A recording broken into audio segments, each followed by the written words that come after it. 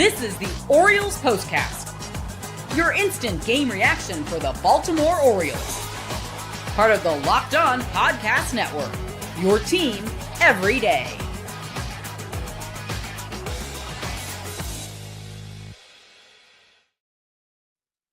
Good morning to all my friends out on the East Coast, and welcome to the Baltimore Orioles Postcast. My name is Luke Slaybaugh, and as always, I'm your post-game show host here on the Locked On Podcast Network for every Baltimore Orioles game this season. We are streaming live right now on YouTube, 1:17 Eastern Time, as the Baltimore Orioles triumph over the Athletics 7-4 here on this Saturday night, creeping into Sunday.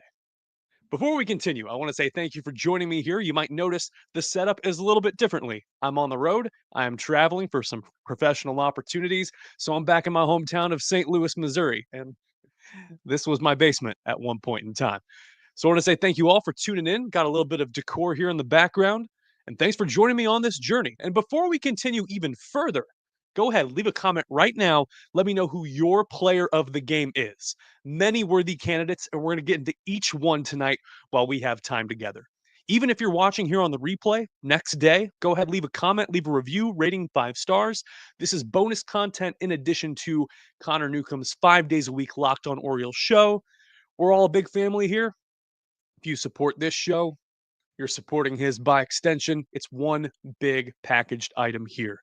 A lot of great performances from the Orioles tonight as they're forcing a rubber game against the Athletics tomorrow when Tomoyuki Sagano takes the mound. But first, we got to talk about, I think the O's got their swagger back in a record amount of time.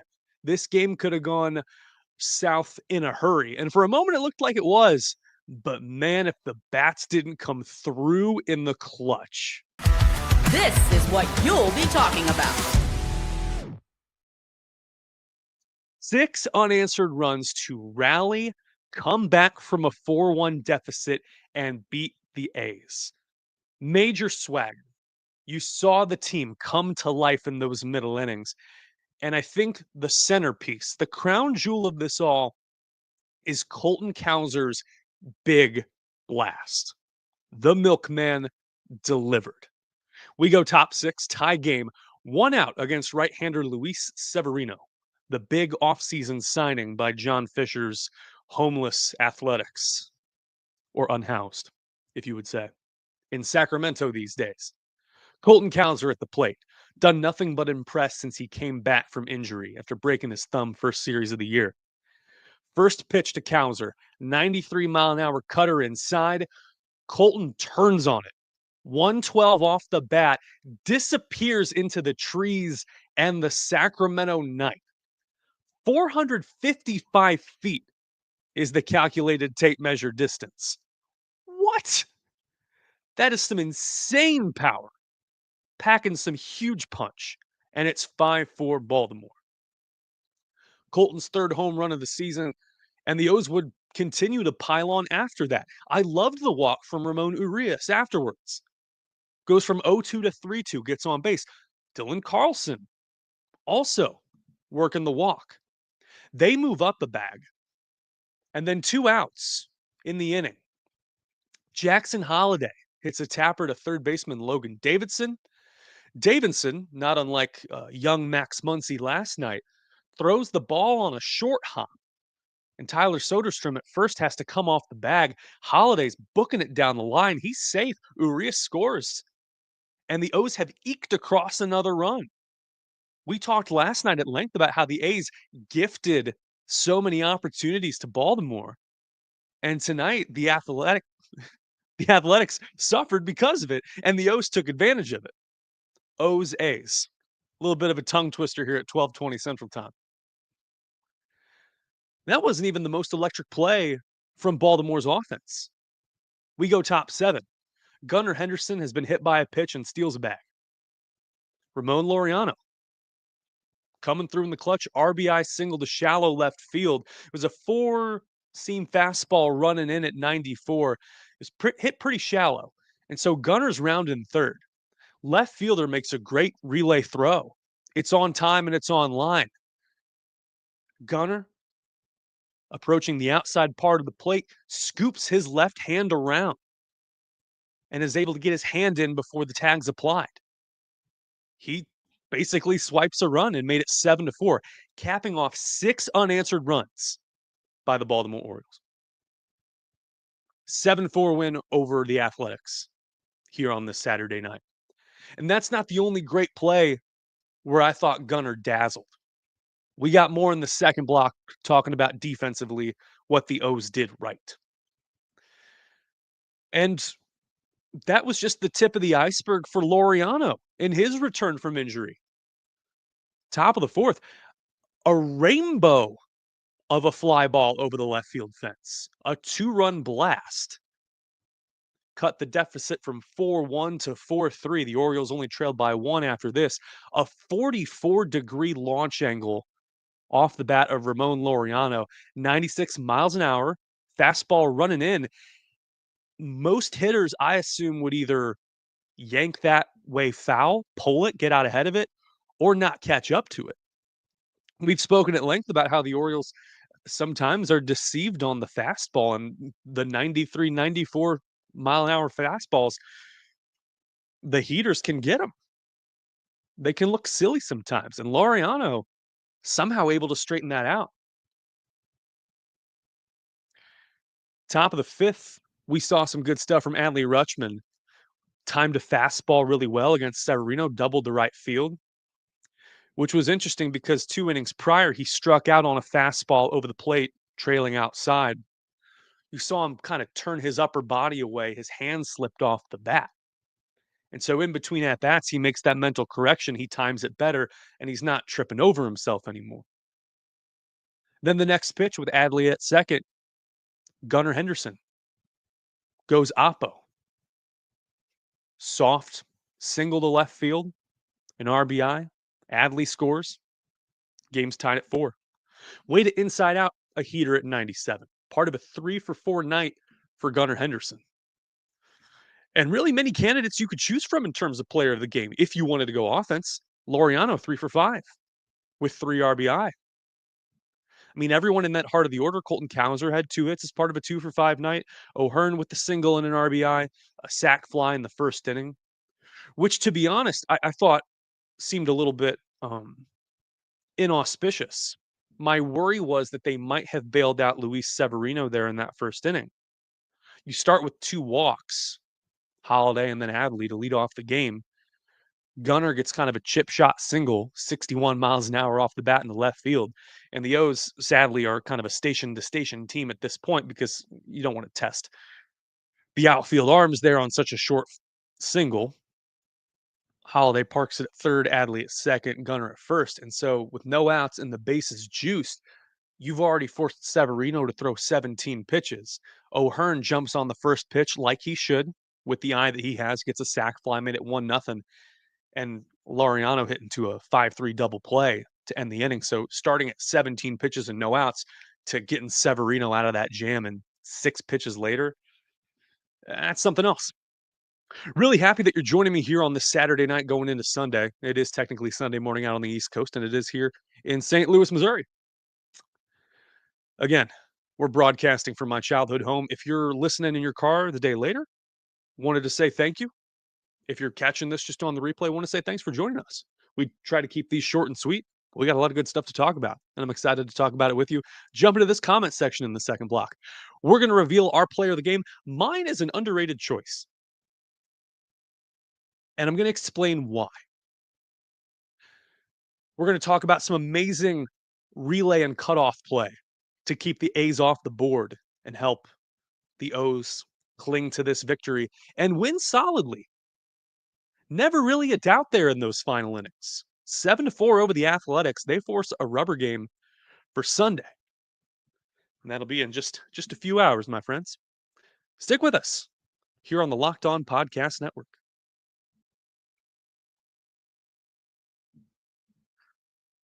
We will not have a show tomorrow. However, the NBA Finals will be going on. And it's always a good time to bet on the finals, but with 2 mid-major / small markets going for it, I think it's going to be one of the best finals we've seen in a long time. This could be a freezing cold take. I really don't know. But FanDuel makes it easy to stay part of the game before tip-off and live. Player props, performance trends, same-game parlays. You've got more ways than ever to play smart and win big. A lot's been made of Tyrese Halliburton's game-winning shot. He is great. OKC, though. I feel like Lugan's Dort, the way he got those boards early there in game one, he could be a menace, kind of an X factor, undrafted guy, all the talent in the world. And he was rewarded with that big contract there. If you're new to FanDuel, it's probably the good time to sign up now. If you head to FanDuel.com, place your first $5 bet. If it wins, you get $200 in bonus bets. So it'd be like you're playing with free money. So make every moment more with FanDuel, official sports betting partner of the NBA. Now back to the show. This is the Locked On Player of the Game. Right-hander Matt Bowman really kept the O's in this thing.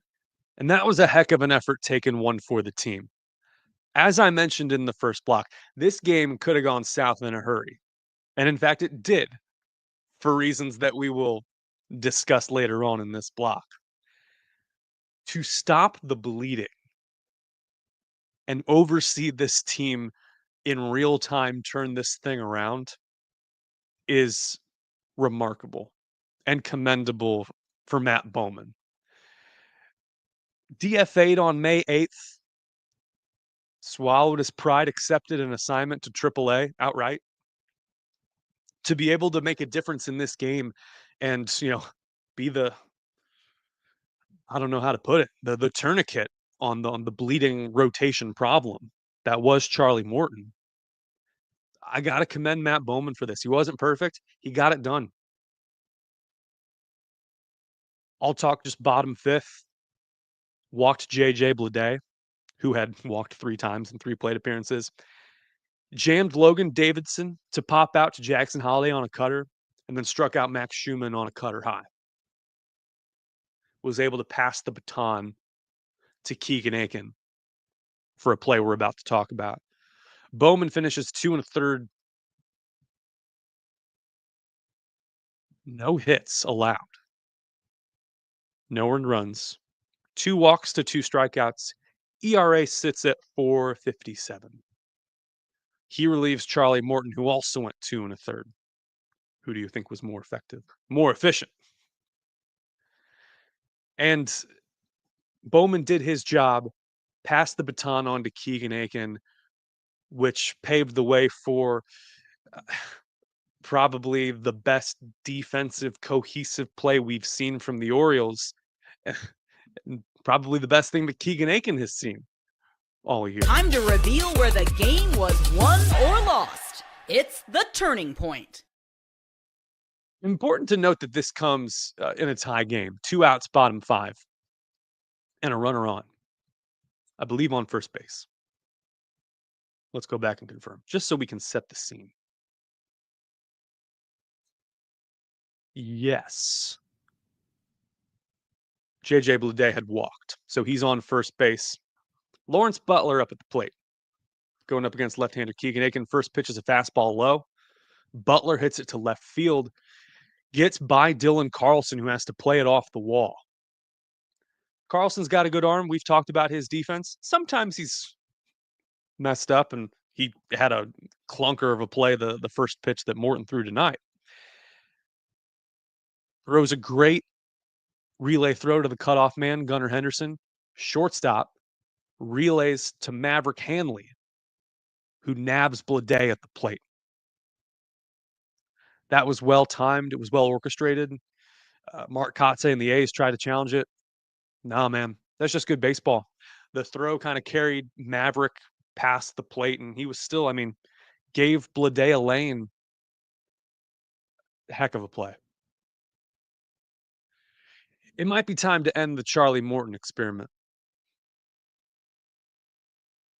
I was a pretty vocal advocate early on in the season after maybe 5 or 6 starts that Morton could probably figure out how to get control of his pitches and be better with his command if he had spent time in the bullpen. And manager Brandon Hyde at the time saw fit to do that. And interim Tony Mansolino has given him some runway to rejoin the rotation. And Memorial Day and then his most recent start out, Morton was throwing quality starts. Seemed like he had turned the corner. Tonight, it felt like Morton took 2 steps forward and then 4 giant ones back. Those 4 big Bigfoot steps coming tonight on the West Coast. And this is not an understatement. I mean, this is the worst outing in quite some time. Overstatement, what I meant to say. 4 earned runs in the first inning for Charlie. It just it feels like this thing is not going to end with a bang or a whimper, but kind of like with a fart. He's given a 1-0 lead, bottom first, and as we maybe glossed over with Dean Kramer last night, the lead is gone in 4 pitches. First pitch, Lawrence Butler hits a fly ball to left field. This one is on Dylan Carlson. It seemed like he crossed over his legs, like drop stepped, turned the wrong way, bumped into the wall, tried to recover, and just flailed. Ugly, ugly play by Carlson. And given that this is a AAA ballpark, like a minor league ballpark, yeah, you don't know the dimensions. You haven't played it that well. Granted, Carlson says that he grew up going to this park because his mom's workplace got tickets to this, and he'd sit behind the dugouts, and it's cute. It's great. That's rough. It was borderline Kerstadian. Kerstadian? Maybe Heston makes that catch. Per stat cast, 99% catch probability. Yuck. And yeah, 3 pitches later, Jacob Wilson, son of Jack Wilson, opposite field single on a fastball that was just grooved in there. So everything's already starting to take a turn for the worse. Jim Palmer on the Masson broadcast says that uh, this is probably the machinations of Morton trying to find his release point and execute his curveball, and he just couldn't. And by the end of the first, he's 40 pitches into this thing. Brent Rooker gets a single, gets out in front of a fastball. Tyler Soderstrom walks. At this point, Morton's kind of nibbling at the zone, wasn't getting a call for breaking pitches low. And to that point, home plate umpire Lance Barksdale was a little inconsistent. Bases juiced. I remind you, no one out at this point. He does get Seth Brown to strike out on a curve low. So 17 pitches before Morton can get the first out. Fastball inside 2-seamer to Willie McIver. That was shot out to center field for a single. It felt like Colton Cowser was playing no doubles defense in the first inning. He was pretty deep. Granted, still, Morton's the one giving up the contact. It's 2-1. Walks J.J. Bleday with the bases loaded, and that's when, I mean, I'm on Twitter. I see the O's fans' eyes roll into the back of their heads metaphorically. That's just a big no-no. First inning. Shades of Rick Ankiel. I'm from St. Louis. And yeah, it got worse there with 2 outs. Max Schumann hits a tapper down the first base line. Morton tries to tag him. He misses, kind of phonies that he got his ankle or his cleat. And Schumann's originally called out. It's overturned on video review, made it 4-1. Morton was a little bit more effective in the second, still 20-plus pitches, but got out of some traffic with runners on first and second, struck out McIver, blew a fastball by him. He was striking people out. As we've said all year, the stuff's played for Morton, but I'll be darned if this isn't stormtrooper level accuracy. I was making a really dumb Star Wars comparison on last night's postcast, and I could have sworn that I said $4 billion to George Lucas to buy um, Lucasfilm that Disney shelled out, and I played it back, and I didn't say it. For some reason, the mind was willing, the lips were weak. Walks Bleday in the third. You saw Maverick Hanley try to frame it and drop his head and give out this big sigh, and he's pulled after he hits Schumann. So 2 1/3 for Morton, and it's all bad. This is a game that the team would have lost in April and May when down 4-1, and it's the type of game that they can't afford to lose anymore. Full stop. This team had a really good thing going and still does. And they're on the heels of a 6-game winning streak. They drop one, but they have a chance to make things right and win the series tomorrow. And we do carry on. It's a 4:05 first pitch. Tomoyuki Sagano on the bump. A's have yet to announce their starter as of going live of this episode. Sagano's 5-3 with a 3.04 ERA. He's coming off an electric outing at Seattle. 7 innings and 1 earned run. Really appreciate you all tuning in here on this Saturday night going into Sunday. I know there are many options that you have on this platform. I'm going to go through some comments here from top to bottom, see if anything sticks out here on the live YouTube. If you haven't watched on YouTube, do it. Connor's got a great presentation, great video ideas. Let me take a look. There are people that comment while the game is going on. So if you commented in the first inning, and a few people did, I can imagine that the attitude goes from, the low to the high end of low to the high. Do keep it respectful here in the comments. Narniak is a frequent commenter, and he is saying what I'm thinking. Left-hander Trevor Rogers needs to make Charlie Morton's next start. I had lobbied that might, if this team were more competitive, be a good way to replace Cade Povich, or at least truncate Povich's workload, have him work in a 3 to 4 inning piggyback type of role. I think this is the move. You may have Brandon Young at some point. This is the way. Let me see. H Harper 18 on YouTube comments that Gunnar played great, and yes, he's very deserving for a player of the game nod. He should have played yesterday because he could have gotten this instead of the Jorge Mateo and pinch hitting Heston Kjerstad. I've heard this a lot on social media the last couple of days that Heston Kjerstad at bat versus Mason Miller might have been the worst thing we've seen all year, and we've been through a lot through 60 games, right? Been a lot. What do we see? I Let me take a look here.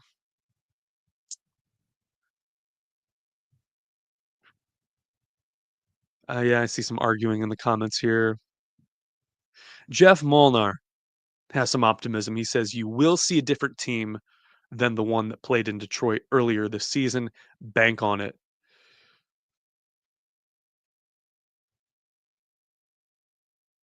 I agree. And if this season does come down to a few games, like if the Orioles do become competitive, you're really going to regret some of those sweeps and particularly the Minnesota series, both of them. There are a couple of those that slipped away, a couple of Nats games that slipped away. Wind Runner says 7.5 back in the wild card, so very doable if they keep getting better. Okay. I think that'll do it for us tonight. There is no show tomorrow. Timing wise, it doesn't work out. I'm covering United Football League, Defenders Battlehawks Conference Championship down at the Dome. And this is going to be my office for the next week or so. So get used to it. I got some meetings out here I got to attend to, and looking forward to it. So welcome to my house for a little bit. Got any questions, comments, concerns, please let me know. And please go ahead, like, subscribe. I'm very active in the comments, especially after wins. So happy to celebrate this win with you. The final score, Baltimore Orioles 7 and the Athletics 4. Good night. Stay safe. And I will see you here for sure on Tuesday. Have a good night.